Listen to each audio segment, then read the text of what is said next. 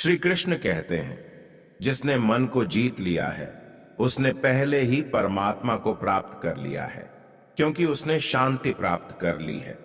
ऐसे मनुष्य के लिए सुख दुख, सर्दी गर्मी और मान अपमान एक से है।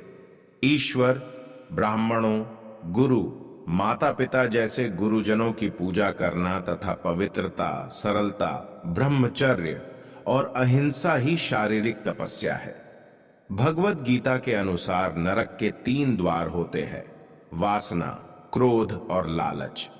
जो महापुरुष मन की सब इच्छाओं को त्याग देता है और अपने आप ही में प्रसन्न रहता है, उसको निश्चल बुद्धि कहते हैं। जीवन ना तो भविष्य में है ना अतीत में, जीवन तो इस क्षण में है। खुद को जीवन के योग्य बनाना ही सफलता और सुख का एकमात्र मार्ग है। जो पुरुष सुख तथा दुख में विचलित नहीं होता और इन दोनों में संभाव रहता है, वह निश्चित रूप से मुक्ति के योग्य है। जिस प्रकार मनुष्य पुराने कपड़ों को त्याग कर नए कपड़े धारण करता है, उसी प्रकार आत्मा पुराने तथा व्यर्थ के शरीरों को त्याग कर नया भौतिक शरीर धारण करती है। तुम्हारे तथा मेरे अनेक जन्म हो चुके हैं, मुझे तो वो सब जन्म याद है, लेकिन तुम्हें नहीं। श्री कृष्ण कहते हैं, कर्म करो, फल की चिंता मत करो। फल की लालसा छोड़कर कर्म करने वाला पुरुष ही अपने जीवन को सफल बनाता है। जो मनुष्य कर्म में अकर्म और अकर्म में कर्म देखता है, वह सभी मनुष्यों में बुद्धिमान है और सब प्रकार के कर्मों में प्रवृत्त रहकर भी दिव्य स्थिति में रहता है।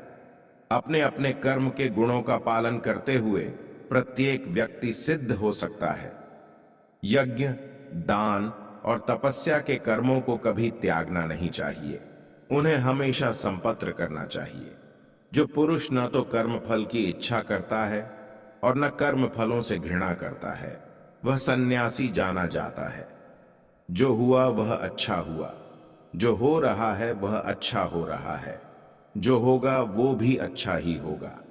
अगर कोई प्रेम और भक्ति के साथ मुझे पत्र, फूल, फल या जल प्रदान करता है, तो मैं उसे स्वीकार करता हूं। जिसने मन को जीत लिया है, उसके लिए मन सबसे अच्छा मित्र है। लेकिन जो ऐसा नहीं कर पाया, उसके लिए मन सबसे बड़ा दुश्मन बना रहेगा।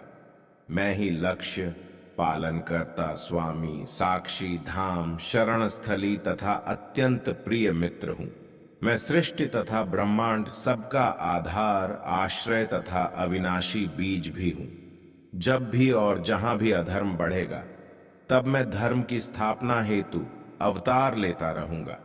भक्तों का उद्धार करने, दुष्टों का विनाश करने तथा धर्म की फिर से स्थापना करने के लिए मैं हर युग में प्रकट होता हूं। जो लोग निरंतर भाव से मेरी पूजा करते हैं, उनकी जो आवश्यकताएं होती है, उन्हें मैं पूरा करता हूं और जो कुछ उनके पास है उसकी रक्षा करता हूं।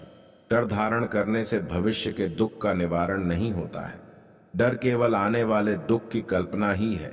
श्री भगवान होने के नाते मैं जो कुछ भूतकाल में घटित हो चुका है, जो वर्तमान में घटित हो रहा है और जो आगे होने वाला है, वह सब कुछ जानता हूं।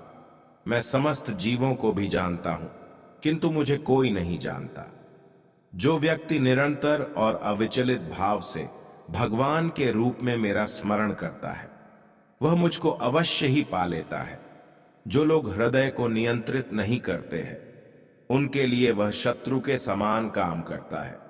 जो प्राणियों के दुख सुख को अपने दुख सुख के समान समझता है और सबको संभाव से देखता है, वही श्रेष्ठ योगी है। क्रोध से भ्रम पैदा होता है, भ्रम से बुद्धि व्यग्र होती है। जब बुद्धि व्यग्र होती है, तब तर्क नष्ट हो जाता है। जब तर्क नष्ट होता है, तब व्यक्ति का पतन हो जाता है।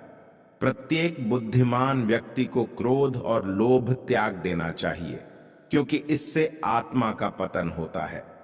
जिसने जन्म लिया है, उसकी मृत्यु निश्चित है और मृत्यु के पश्चात पुनर्जन्म भी निश्चित है।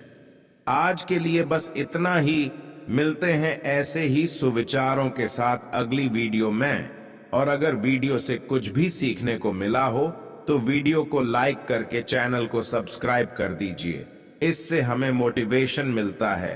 राम राम।